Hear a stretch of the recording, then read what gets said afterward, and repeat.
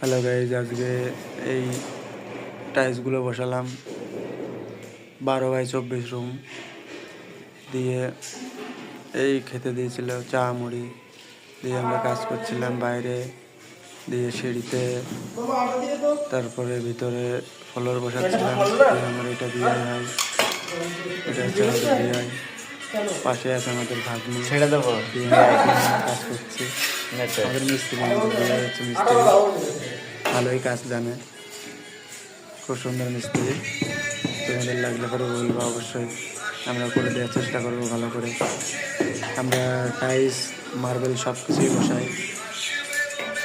আমাদের টিম আছে অনেক বড়, আমাদের টিমে আছে কমসে কম 15 থেকে